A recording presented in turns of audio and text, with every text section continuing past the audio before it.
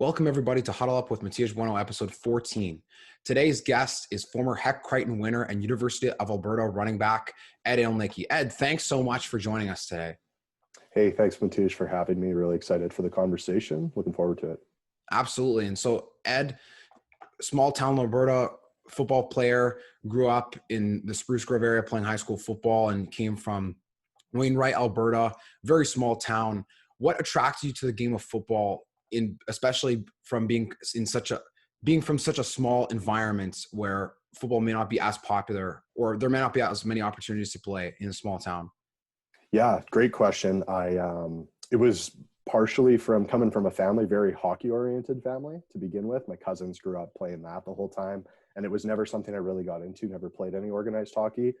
And my family was always very encouraging, just based on like the way I was built. I was a very stout, kind of solid kid growing up. And they said like football would be great for you. My dad had played when he was in high school and played a little bit of junior football.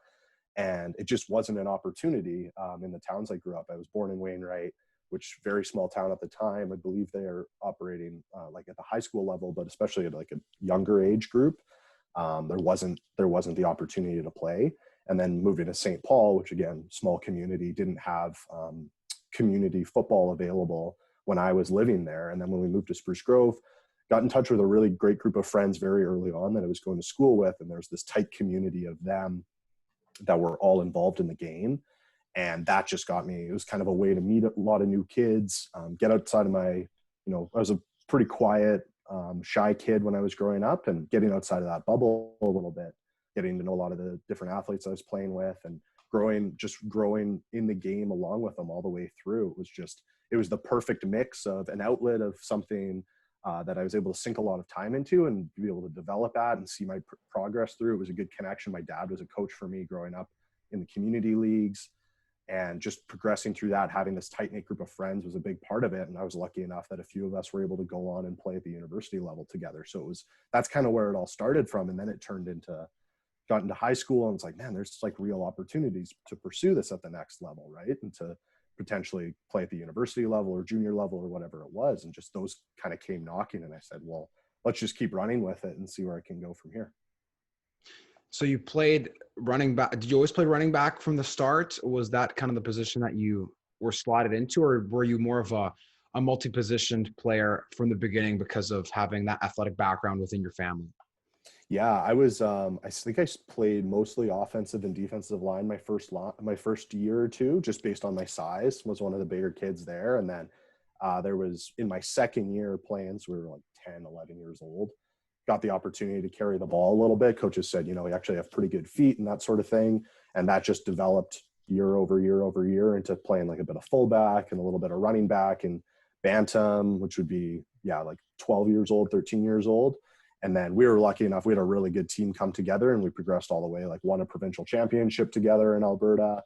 And that was like, man, that's like, there's something here to this whole position. And from there on out, like all the way through high school, played running back, played a little bit of defense as well, but that was the focus from there onwards.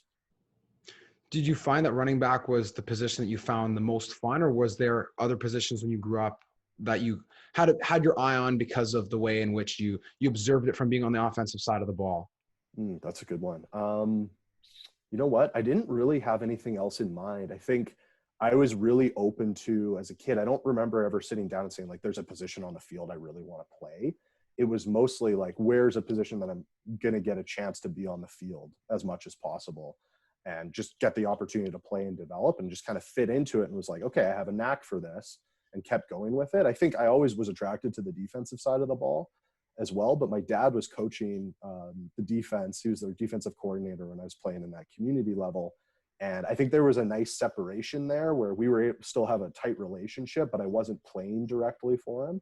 And I think that might be something that kind of contributed to it. And it was also just like the needs of the team based on it. And honestly, I think carrying the ball and like getting the opportunity to like own that and say, okay, if we're going to be a running football team, getting to own that and say like, this is on me as we progress through a game or over the course of the season was something I liked owning up to that bit of responsibility for it. So yeah, it was a natural fit. Like I had the body type for it as well. And just fell in love with, like, later on fell in love with the training aspects and kind of focusing on that position and what makes a good running back and all that. And it just kind of kept going from there. So do you feel like there was that translation from your experience that you had a little bit with playing offensive line in the beginning to playing running back? Because that's, I feel like, can be a bit of a weird stage for kids around that bantam level, a little bit younger, where they haven't grown into their full size yet. And sometimes guys will play positions on the line that eventually will switch to skilled positions. And I think that sometimes those skills really translate well, and other times it completely goes the opposite way. So did you find the offensive line really contributed to your desire and ability to play running back? Yeah, I think more than anything, I just gained an appreciation for what the offensive line has to do. Because, I mean, when you're 10 years old and you're learning like a few pieces and you get a little bit of blocking technique and that kind of thing, it's pretty basic, right? But then as it progressed, and as I focused on running back, you realize like how much work and how much technique goes into that spot. And that gave me like a really good relationship with some of those guys, because they knew, like, when I was younger, I'd played that spot. It's not like I'd played running back the entire time coming into it. A little bit of an appreciation to say, like, I knew how hard their job was and I acknowledged that, and coming from a little bit of credibility there, but also just like a better understanding of the game as a whole. I think that's why it's so great that we're seeing in Alberta right now, community level organizations are having kids like rotate through different spots, and like flag football is becoming a bigger thing where you kind of get to play a bit of everything, because it makes your overall understanding of the game that much better. For me, like, I was a system guy where I needed to know what the offensive line was doing. I wanted to know what different fronts looked like based on blocking, and what, if we were going to run this to the left, what that looked like versus to the right on a strong side. And just like understanding all those pieces was such a big part of the way I played, all the way through at the high school level. And just that understanding grew more and more into university. So I think playing as many different spots as possible was great for me. And it just fell in that, like, my body type and sort of my natural abilities just lended itself more to running back. So that's the spot I stuck with and saw that I had the best opportunity with, and just continued on from there.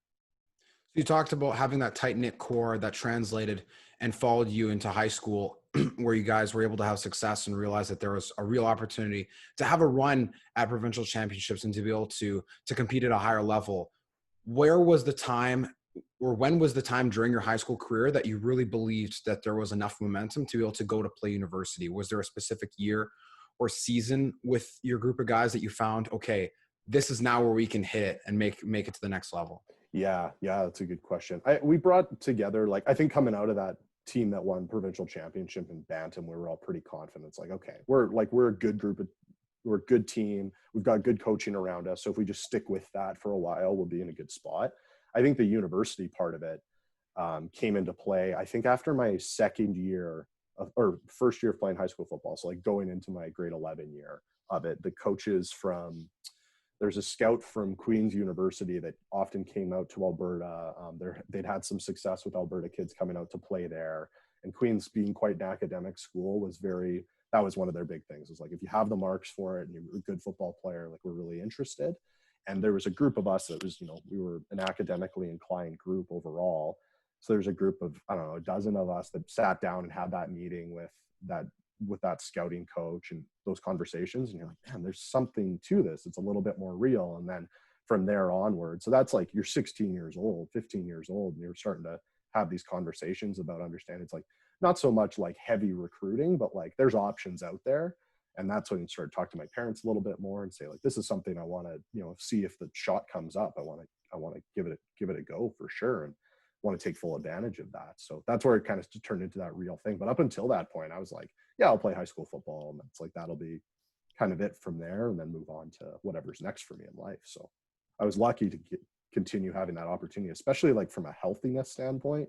Think about how many people that probably have those kind of meetings, but then end up suffering some kind of an injury during their high school years, and really drastically changes that path for them, right? Even when you mention the health standpoint, I think at a position like running back, it's insanely impressive for someone to have played running back for more than 10 years. And even when you don't even think about the professional level, just having to withstand that physical endurance and wear and tear over many years through high school and university, to be lasting more than 4 years at one position, let alone be able to play it as a starting at the starting position in 2 levels of football, starting for for an entire career is just insane. So let alone the injuries, the physical endurance that is needed to be able to last that position is also just another factor that comes into play, I'm sure, when looking at university, because sometimes guys will switch positions, right? Like you see, Yeah. for example, an example in Manitoba was like a Nick Dembski was a high school running back and then eventually played slot receiver with the Bisons and now has played in the CFL for several years at that kind of Z position, a receiver. And part of that probably being allotted to the fact that he doesn't have as much wear and tear as when he was playing running back in high school, but also still has that ability to be able to run. And so when you were looking at universities, did things pick up more momentum by the time you're in grade 12? And where did you have your eye towards playing, since you guys had that meeting with a scout from Queens, obviously across the country in Kingston, Ontario? But were there more opportunities that you had presented to yourself before going to choose U of A? Yeah, there were a few that came up. We had a good run my last year of high school, and that's when it was like, okay, now there's a bit more opportunities. We made it to Tier 1 provincial final in that year, and we were a really solid team overall. So a lot of the guys were talking about, okay, what's next for us? You're going to go play junior, you're talking about university, that kind of thing. So Queens was the big one that had been on my radar for a while, and that was a big part of it. I had some familiarity with it. I had an understanding. I looked into kind of the programs, going to school there, what that would look like. And it's enticing, right, as a young athlete to say, okay, go out to Ontario, play football, get a new experience of that, getting out of your hometown, that sort of thing. So that was one. I'd had some talks with the junior teams in Edmonton, being the Wildcats and the Edmonton Huskies, and those being pretty realistic opportunities as well to see. My coaching staff in Spruce Grove was very much a junior football-oriented team. A lot of our coaches had played Huskies at one time, so they were very supportive of that opportunity and what it meant to look like to go and play a couple of years of junior football, see how you develop, and then pursue a university opportunity from there. And then Coach Morris got the head coaching job at University of Alberta, and he, from very early on, made the decision, like, we want to focus on recruiting Northern Alberta kids. We need to keep Northern Alberta players playing in Edmonton instead of going down south and playing at University of Calgary, playing junior football, or going out to play University of Saskatchewan, which is a really popular thing at the time. And I had my first meeting with him probably within a week or so of him getting that job. And I was like, man, I really believe what this guy stands for. Like, the idea of being a part of an organization that, we want to try and restart things. We want to focus on the academic side of it. We want to focus on redeveloping the football team and growing that and supporting athletes throughout that whole process.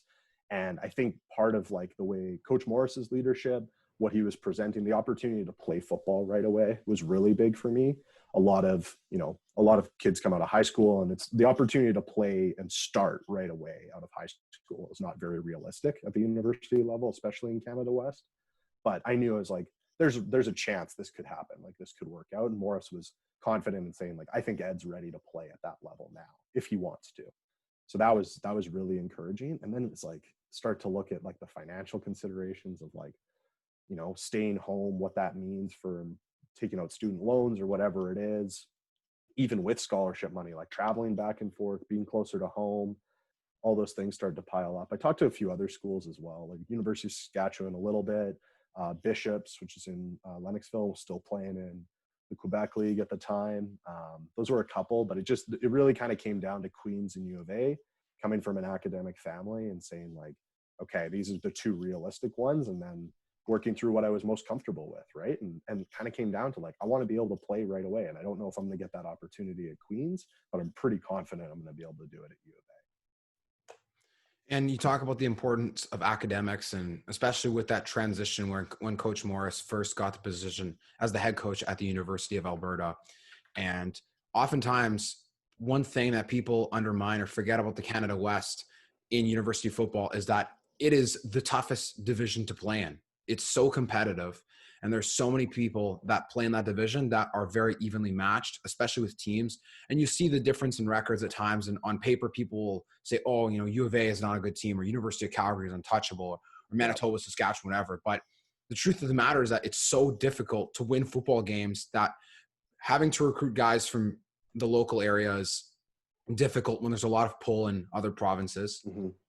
Having to get guys who are able to eligibly get into the school academically is also not easy.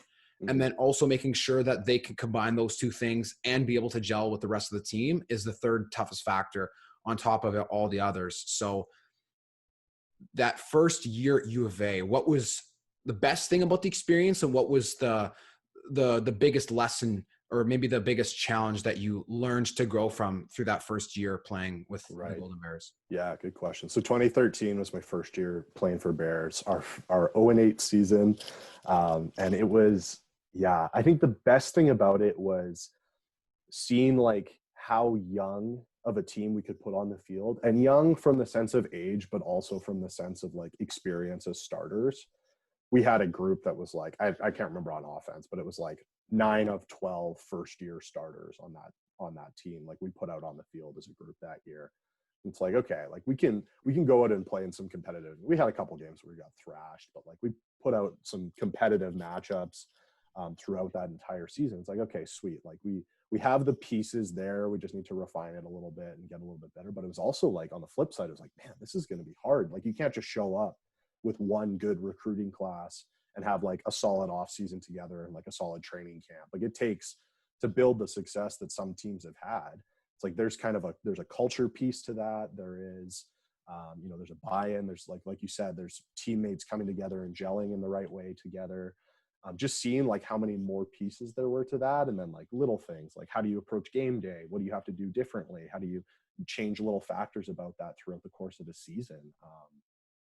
Just like seeing how large the problem, or maybe not the problem, but the challenge of the whole thing was, and how many different factors there were to that. That was like super, super surprising to come into it myself, and just to say like, this is playing football. Like you can show up and you run the right routes and you show up and you make the right blocks and you put guys in the right position, but there's still like really small details to that make the difference between some of the really high performing teams, especially like you said in Canada West, which is something I didn't really consider until my third year. But I was like, this is a seriously competitive conference, top to bottom.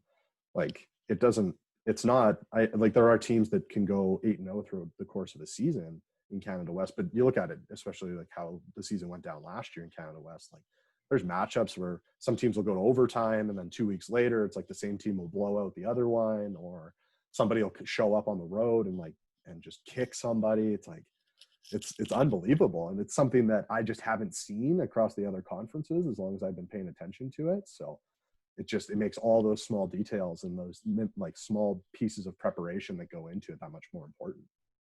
So throughout that first year, obviously you mentioned the shell shock that really comes to being on a university football team, especially when I remember in and around that time, U of A was very young with a new regime under Coach Morris, like we had mentioned, especially considering the fact that 9 of 12 starters first year, that's insane. If you think about the precedents that existed on teams like University of Calgary, who had guys that had been playing for many years under Coach Neal at the time.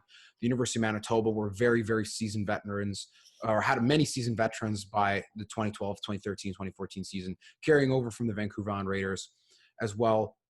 University of Regina was always a tough team. U of S were a tough team. They always competed in the playoffs.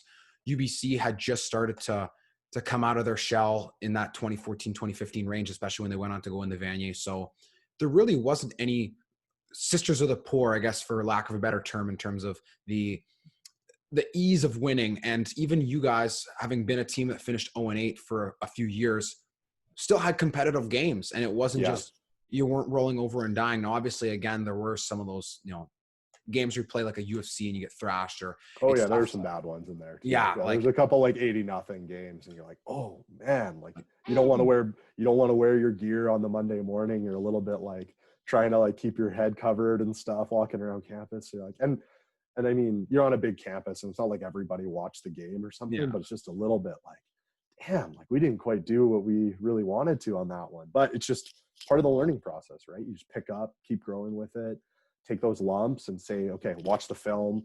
That was one of the things, like, I think I got to my 5th year and it was like, by the end of the game, it's like, I don't really care. Like, I don't really want to talk about it anymore. I kind of just want to watch the film and learn from it and keep going, right? Yeah. I remember my first year out of high school was 2014-15. And I remember there was a few guys who I went to school with who played at University of Alberta.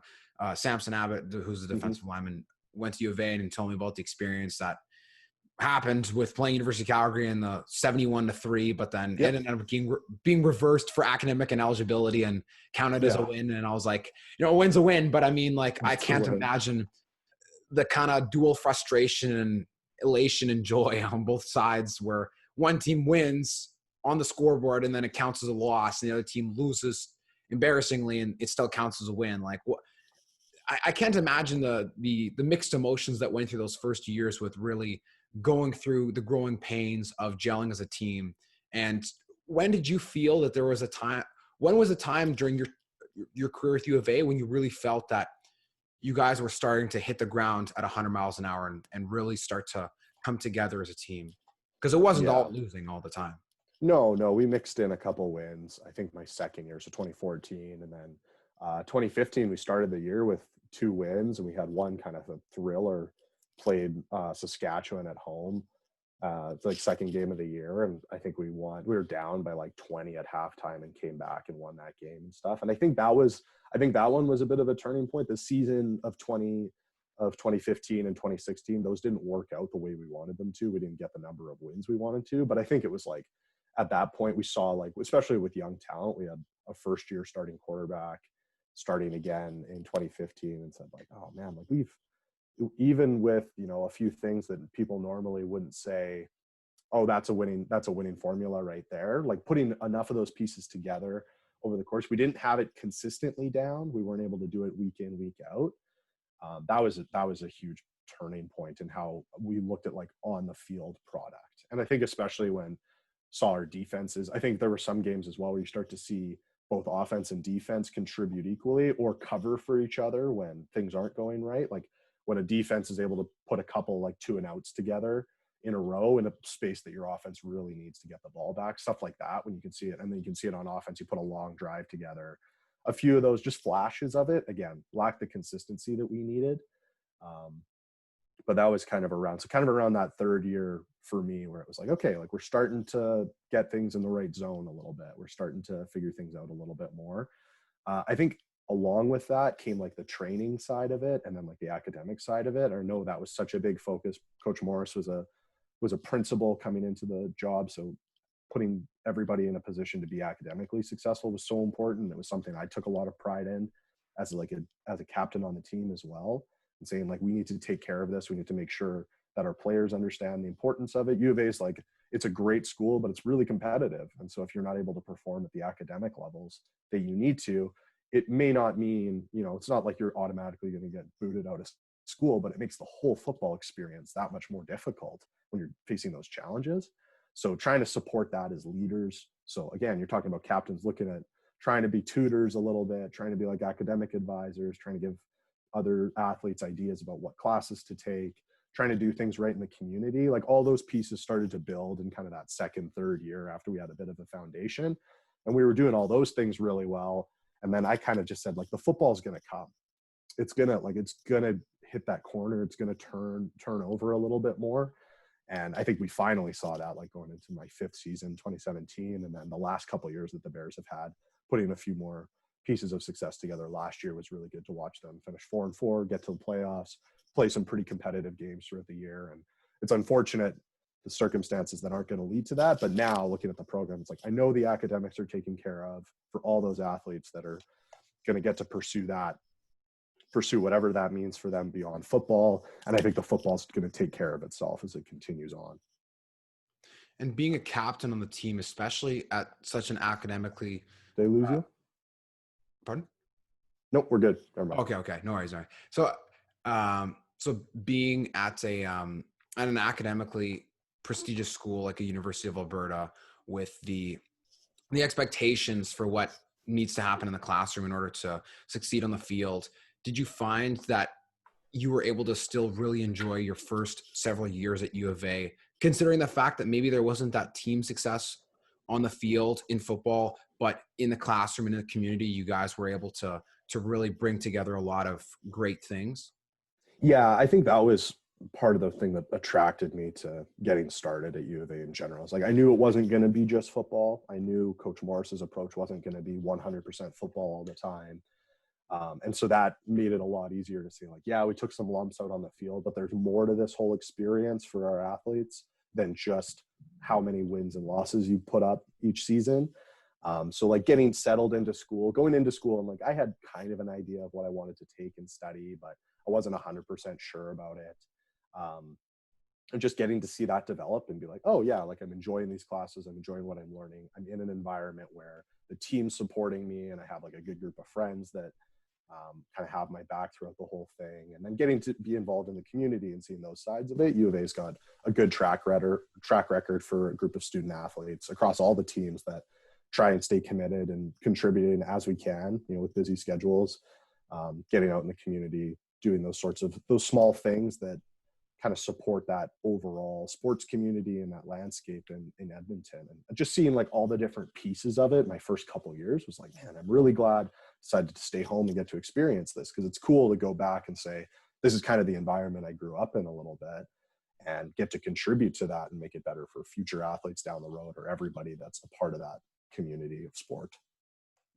And especially with being at home and being more integrated in that community right from the start, I think is an important factor as well, especially because you get to look back and like you said, you know that you were a part of the foundation. You're a part of that initial building of success with the program at University of Alberta. And now when you look back and watch the team in the years after you're done playing, you get to kind of look at the success they're having right now and probably say, hey, like we were a part of that. Like we were a part of helping build this.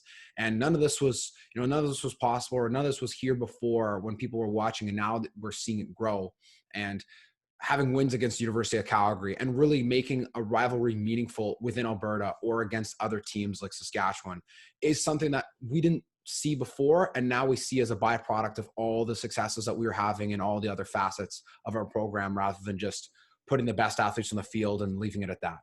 Mm-hmm. Yeah, no, there's a huge point of pride in that for me as an alumnus of the school and the program, and seeing them be successful.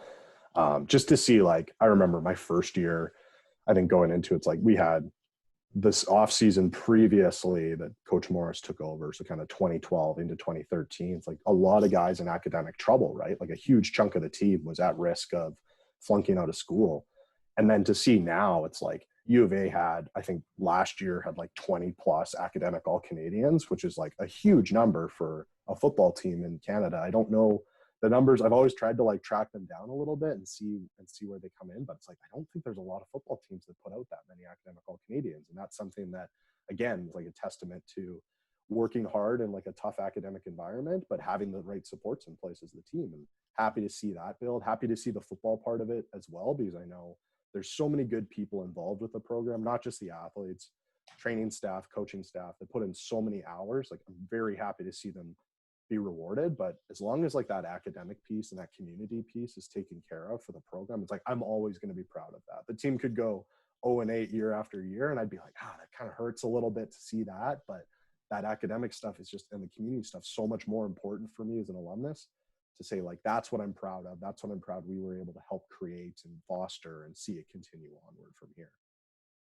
During your time playing with the University of Alberta, when things started to really pick up and when you guys were turning the corner, were there any moments as a player like on the field where you really felt that you guys were starting to become more tenacious, or were there moments where you felt that rivalries were really starting to form? Because in those first few years, I'm sure that there was many teams that dismissed you guys because of the record on paper, or thought, oh, it's just U of A, whatever, it doesn't matter. Sure. And then eventually you're starting to win games, and teams like, what, like how can they win games? And then you realize, when you win off the field, then you can win on the field, and then that makes everything much better. Yeah, for sure. I think that fifth year was obviously like a big turning point for me, and kind of, I think, a confidence level. Like I remember looking back on it, it's like that year I was able to play in kind of a flow state the whole way through, comforted in an offensive system, faith in the offensive line in front of me. Just had like an unbelievably talented group of guys playing in front of me. Those kind of pieces to it, and just like seeing the stat lines and seeing Coach Morris brought it up kind of a couple games into that year. It's like we've played whoever we've played the week following, it's like they have not performed nearly as well. Like their stats have been down across the board. Most of the teams lost following. It was like, that's the kind of the impact of physical nature, which was something that we were took a lot of pride in. We ran the ball a lot more than anybody else did in Canada West that year. We had a defense that was like straight up, like pretty nasty, like brought a lot of big hits where they could, were tough against the run, made teams earn it. I don't remember exactly statistically how we finished across the board there, but it was like just seeing a few of those things build and the confidence and some of the running games we were able to put together early on in the season. It's like, we're there, like we're in a position to do it. We just need like a couple more pieces. And that's part of Can West, right? Like every game's going to be close. But we needed to like fine tune those dials a little bit throughout that 2017 season. And we were able to do it down the stretch, the last half of the year, and get into the playoff game. And that was like, it was such a great way to cap off the career. I would have loved to finish with a playoff win over Calgary, but getting to that position to say like, man, like we put something really, really good together this year. That was the right way to do it. It's the right way to send off these seniors playing just tough, energized, like focused football all the way through. It was a blast. It was like the whole season just feels like a bit of a dream, even the parts that were just like crummy finishes and stuff early on in the year. Was there a specific game that stuck out to you during that season during your final fifth year that stuck out to you individually, or you mentioned it being in a flow state? Was it just all kind of a blur and it was easier to look back on which one had an impact after the fact, or was there one during the season that you're like, okay, whoa? No, I think during the season we played in Manitoba, and it was a game. I think it was the fifth game of the year. We were 0-4 at that point in the season, and we said like, okay, like this is a big one for us, Manitoba. Like we're in a position we can play with these guys, we can beat this team, and we're able to go out there. And it's like we ran the ball so much, and like I think it had like 40 plus, like almost 50 touches in the game. Felt great. Like I remember coming out of the game afterwards, and it was like I could have taken a dozen more carries or something. Like didn't feel beat up at all. We were just able to like own pieces of the game that we needed to in order to run the ball really effectively, which was awesome. So that one was like, in the moment, I was like, damn, that was awesome. Like that's what football should feel like. I hope everybody gets to experience that at some point.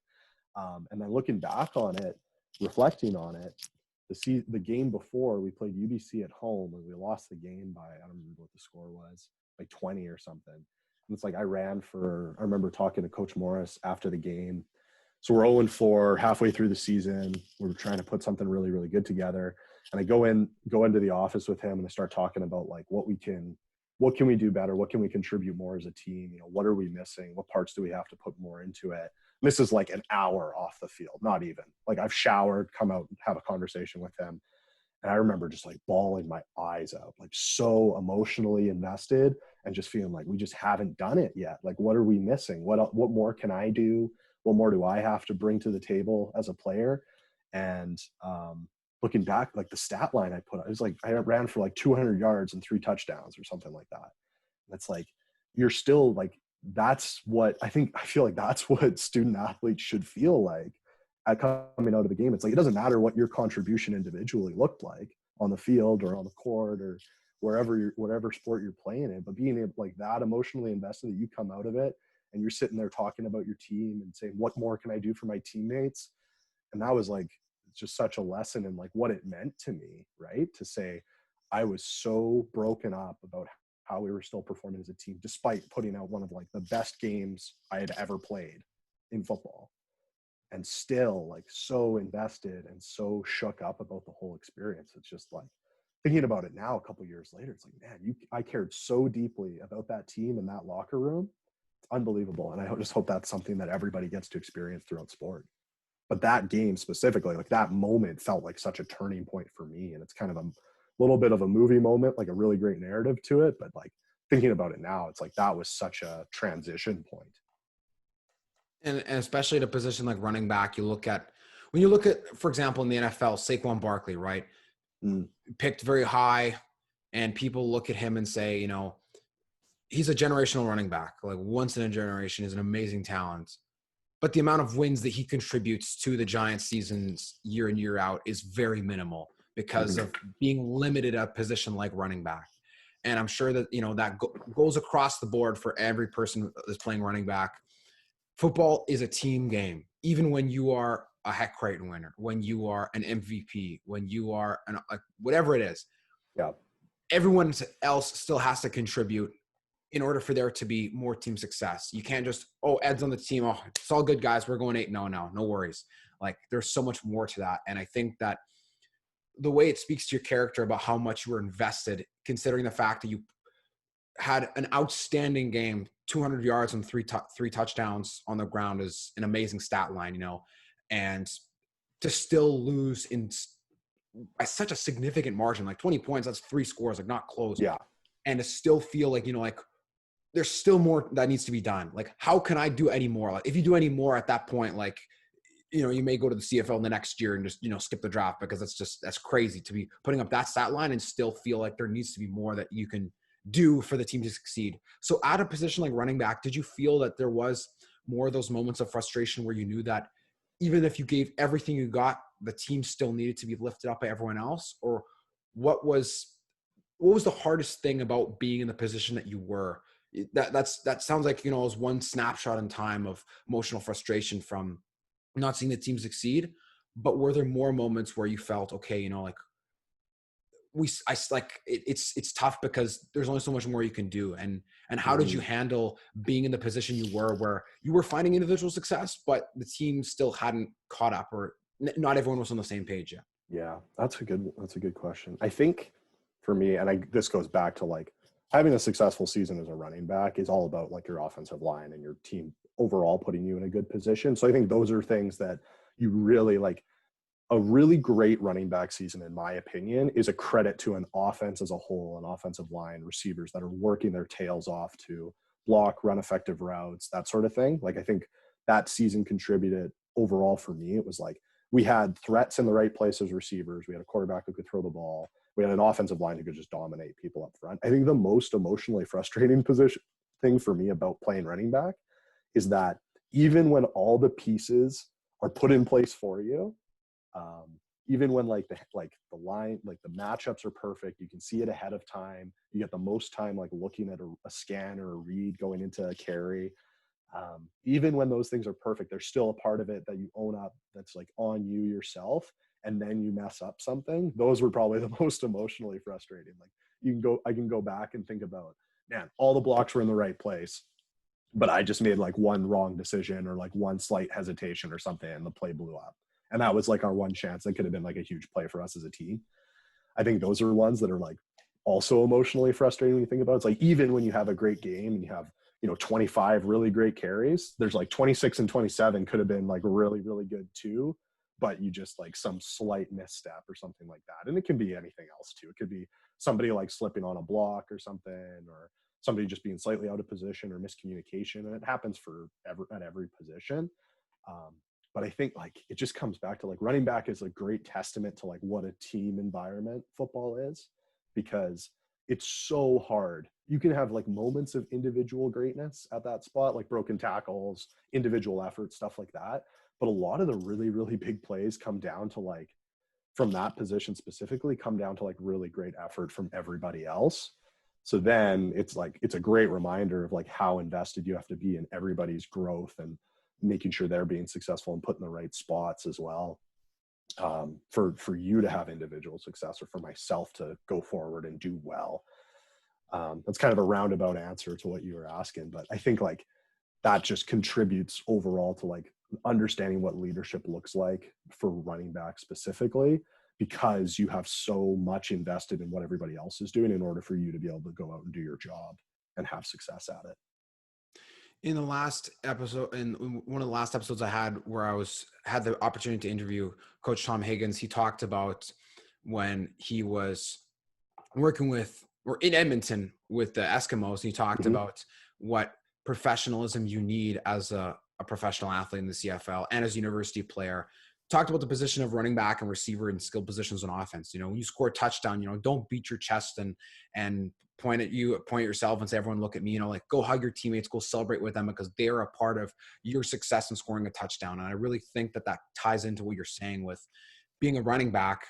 You look at someone like Andrew Harris in the CFL, scores a touchdown, gives the ball to his tackle, you know, or gives the ball to his center or his guard and say, okay, you spike the ball, or, you know, you do the Lambo leap into the crowd, because if it wasn't for having the big boys up front, there wouldn't be the opportunity to have a huge hole to run through, or the opportunity to wear down the defense to give you that extra push you need to make that 1 inch that is needed to score on the goal line or to convert third and inches or whatever it may be. So as a running back, when you found success in the Hec Creighton winner in 2017, an amazing feat for any player in all of U Sports football, especially at a position like running back. What was the feeling you had when you were chosen as the winner, and how did you reflect on the success that your team had in helping you to be able to achieve that individual award? Yeah, there's a good story along with that too. Andre Webster, who we played together, we played against each other in high school, and we got the chance to play together our 5 years together at U of A. And I can't remember what week of the season I wore number 4 going throughout university football, and he just like put in a little hashtag of like Ed4Hec, like with the number 4 in it. And I think that was like game 2 or something. It had a pretty good stat line as well in there.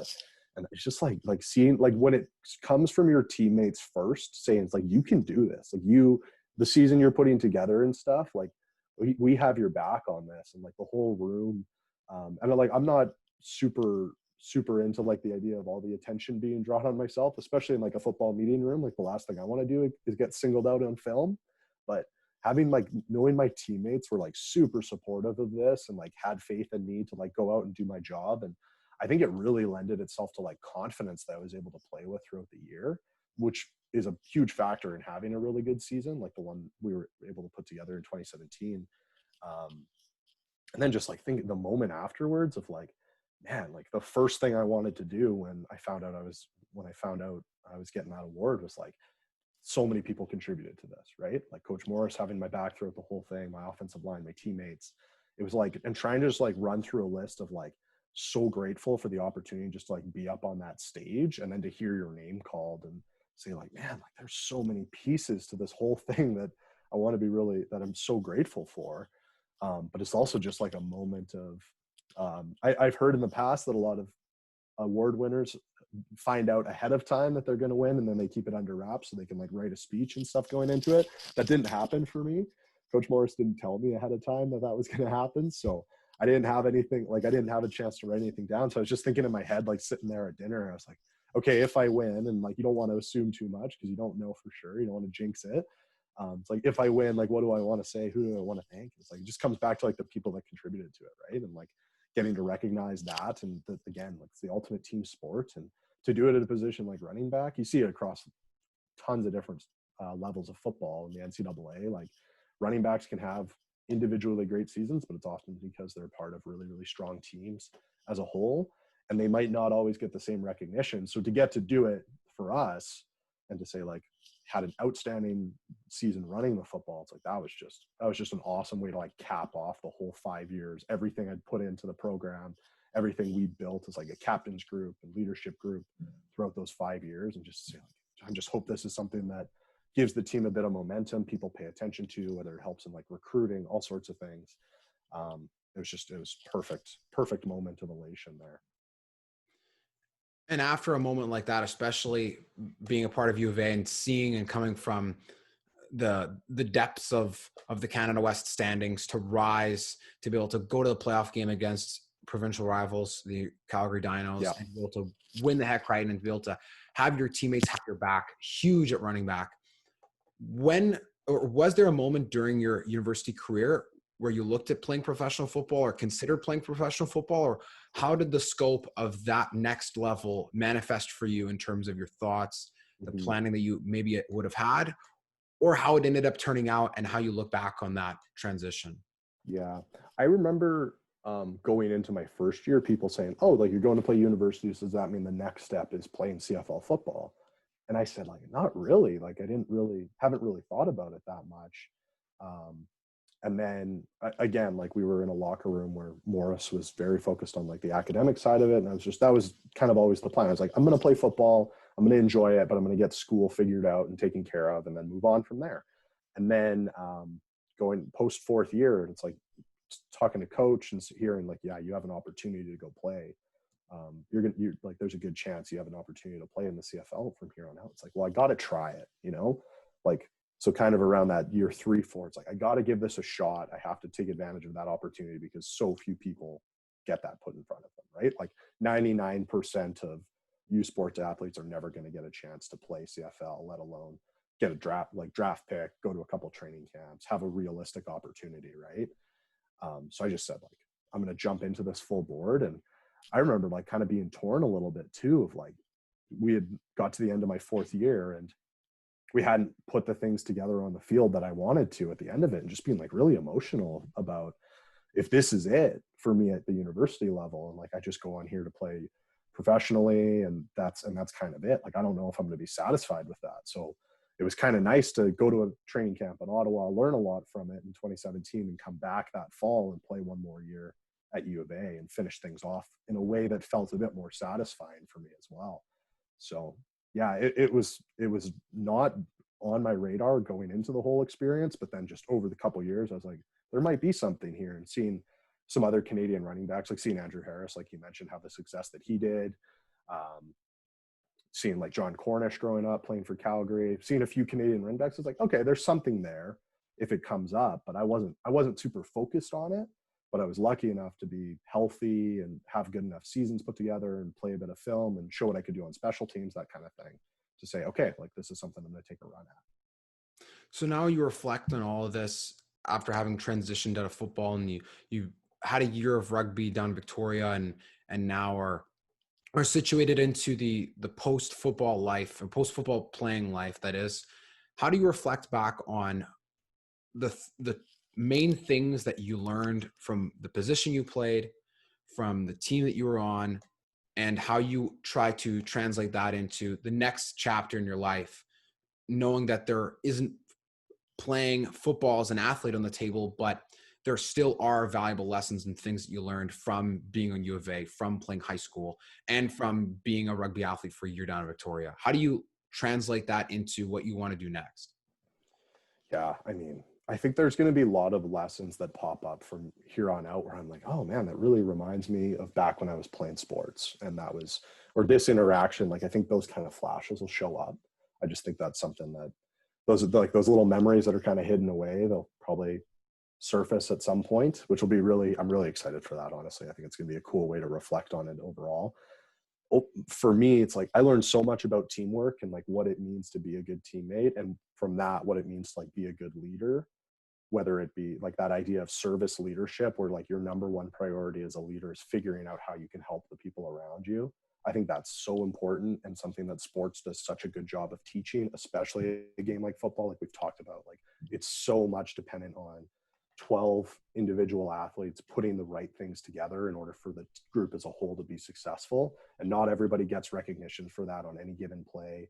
And there's certain, offensive line and defensive line do not get the recognition that they deserve for the success of their unit overall. I think that's such a good lesson to take away from it. And going into, my relationships in the future and work or whatever it is, and saying like, how can I show up? How can I come to the table and contribute to everybody else being successful? Like, how can I take a piece of what I've done as an athlete and how that's become a part of me as a person, and say like, how can I make you your best self by showing up and contributing in the right way to support you, not overshining you, not taking over your work or your responsibilities and doing it for you. How can I ensure that the people around me are uplifted by that, right? I think that's one of the best ones. Two other ones, strength and conditioning knowledge, the stuff you pick up as a university athlete without specializing in kinesiology or anything like that is incredible. Like, I've learned so much about how to take care of my body, and just like how valuable that is to me. I think that'll serve me for a very, very long time. And I think the last one is like this sense of vulnerability that you need, that I feel I need in order for like relationships to be really fruitful. The people that I talk to, like being able to go into a room now, from being like a young kid who was super shy, like the kind of kid that like clung to my mom's leg when I was interacting with new people and like didn't want to talk to strangers too much or anything like that. And now being that much more open to like going in and having real vulnerable conversations, talking about issues that are challenging or different topics that, whether that's in a work environment, it's new friends, anything like that, and not feeling like I have to put up any kind of a guard, and going into a conversation saying like, this is me, like this is authentic Ed Ilnicki, this is who I want to be, this is who I want you to know me as, and feeling that if people connect with that, that's great. And like, we'll continue to have a fruitful relationship from then onward. And if they don't, that's all right too. And just kind of like that security that comes from being an athlete, and like that sense of like, this is who I am and I know who I am. Like there's a bit of identity to that, but it's going to continue to develop. And like, again, just being able to bring like that sense of vulnerability, making that optional for people around me as well, making people know that they can talk to me about whatever it is. It was like teammates coming to me and saying like, I'm having an issue with, you know, this school assignment. I don't really know who to talk to. But like, that's a vulnerable thing to come to when you're meant to have everything figured out, right? Like that's a vulnerable thing. It's a vulnerable thing for an employee that you work with or colleague or somebody to come to you. It's like, I'm having a serious issue with such and such, you know, topic that's going on around work, or that whoever it is and I are having issues. And like being able to come to me and like give me, you know, their vulnerable self and like let me help them sort through those problems. And sometimes it's just like a place for people to sort out their problems, and like sounding board for them to come and talk to you and say, these are the issues that I'm experiencing. I just need to talk through it with somebody. I don't really need advice or anything like that. So it's like, there's so many pieces, like I said, like so many lessons, examples of all of those things that I can think of as a student athlete, and then very quickly into workplace, that I think are really, really valuable, that I'm so grateful looking back on. It's like, yeah, playing football is awesome. Like being on the field on Saturdays with your friends is a great time, but like all those like interpersonal connections, all those pieces are just incredibly valuable for me, and they're going to serve me for as long as I want them to, right? I like the point you mentioned about being vulnerable. In a class I was actually having to take in here at the U of M, we talked about leadership in sport, and the main text we actually used was the book Dare to Lead by author Brené Brown, and she Oh talked yeah. vulnerability and how it's Yeah. necessary, right? And the myths of vulnerability, and really just these ideas that seem so simplistic in nature, and like when you read them, you're like, oh yeah, that's true. I never thought about that before, but it's just that you haven't thought about it before, or no one's Yeah. ever brought to light and said, hey, you know, in order for us to have a great conversation, or in order for us to really build a fruitful relationship, great term that you used is, we have to be willing to be vulnerable with each other.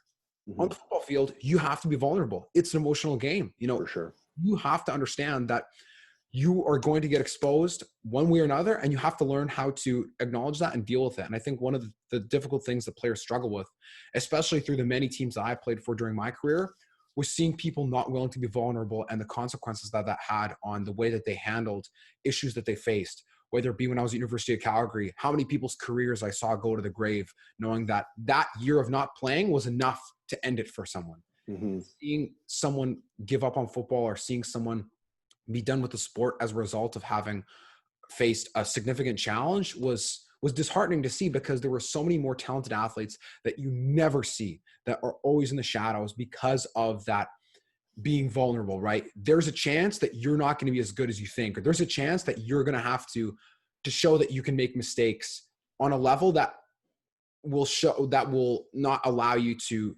play right away, or that will really wake you up in terms of what it is that is necessary for you to move on to the next challenge, or to be able to progress through this obstacle. And I really found that those were the best interactions I actually had, were with those people who were the ones that were in those vulnerable positions like myself, because, you know, being a kicker or being a redshirt player is just so tough, because you look around and you're like, wow, you know, like a starter, Hec Creighton winner, and there's that divide sometimes that Yeah. you don't really see between people that are starting and traveling versus the people that don't. And I think that one of the important things that football players should learn as they're finishing their careers is realizing that you can be the best player and you can win the Hec Creighton.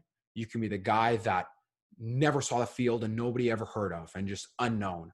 But the things that you mentioned that were an important part of the foundation at University of Alberta, being in the community, being academically sound, making sure that you were a good person, you're a great character. Those are the things that are the most important, I think, out of playing sports, of anything, because those are the things, like you mentioned, will serve you as you get into the workplace, as you start a business, as you have a family, whatever it is. Because without those core principles, how are you going to be able to find success when playing football is over? Because life won't always be a competition for an MVP award or for a national championship. That will end way long. Like there will be more time in your life just that you're spending not doing that than there is when you are spending that time doing it. So to wrap up our conversation here, our final question is, what is the one thing, the one goal that you have for yourself, or maybe two, if this grant, that you have for yourself as you continue to progress throughout your life, that you want to take from football and implement one thing outright to help you achieve a goal that you have, or a major goal that you have throughout the rest of your life, whether it be a 10, 20, 30-year goal? What is that one Mm-hmm. goal, and how do you plan to use a lesson from football to achieve that? Yeah.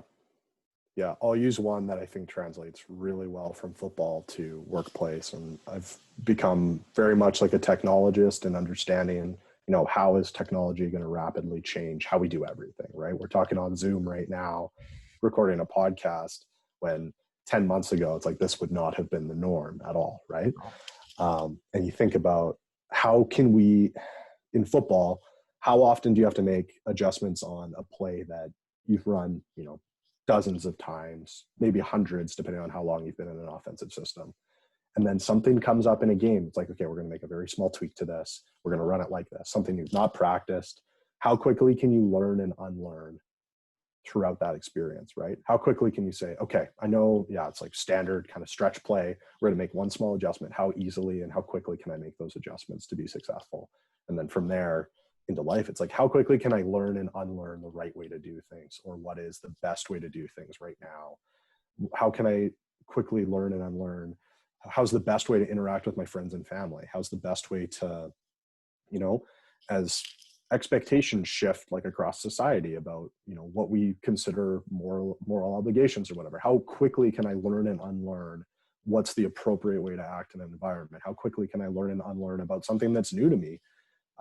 About something that like I've never experienced in my social circles? How quickly can I learn and unlearn like how to talk to somebody who's dealing with depression, or talk to somebody who's having like a mental health crisis? Like how well am I going to be able to find ways to specifically say, it's like, okay, this is the way I do things right now, but in 6 months it may be dramatically different. It may be entirely obsolete.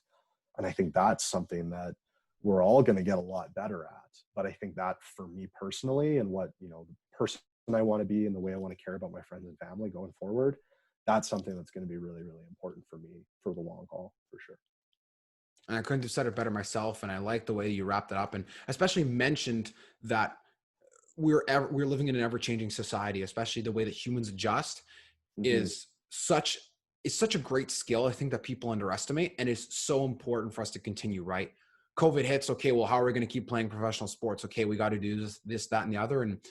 And now we're back to watching our NBA. Now we're back to watching our NHL, which is nice. But then, we deal with, you look at the issues that happen in the United States around racism and around really opening our eyes to what has been happening for many years that people have been trying to blatantly ignore or cover up or whatever. It's like, okay, how do we now bring this to light, and how do we deal with this? Yeah. What are the tangible steps to dealing with the underlying deep-rooted issues of racism in America? Or how do we handle, if there is no vaccine, or how do we handle going forward with a pandemic that has the ability to severely affect people with a weak immune system, respiratory system, et cetera? And we see it from our perspective, like, oh my goodness, like this is crazy. Like, how do we do this? But then we look at those who are maybe born 100 years before us that had dealt with, 5 civil or international wars, had dealt with, a pandemic, multiple like economic depressions, and lived their entire life that way. We've only experienced this being born in the 90s, once or twice, and now we're experiencing this. But this is something that people throughout the course of history have probably dealt with on a way worse level. And our ability to adjust to that is a super important thing. And I really like that you mentioned that, because it is so relevant for us today. Without that ability to adjust, without that ability to have those vulnerable conversations, we can't really find the best version of ourselves without that step. And I think that really learning to get I'm sure you've heard this in football, get comfortable being uncomfortable all the time, right? Like that is important. You run, okay, we do HB stretch 200 times. Okay, now we're going to do something different. Like, we're in the middle of a game, coach. Yeah. You switch and it works. So, oh, wow. Well, maybe it wasn't as hard as I thought. So Ed, thanks again so much for joining us, for bringing so much wisdom and experience and insight to the position of running back. It was a great pleasure. I really, really enjoyed this. Yeah. Thanks for having me. It was a blast to reflect on some of those, like I said, very formative years for me at U of A, and like thinking about how that's going to carry me forward. It's a really great exercise for me as well. So I really appreciate it. Well, thanks everyone for listening today. Thanks for listening to our episode 14 with Ed Ilnicki, 2017 Hec Creighton winner.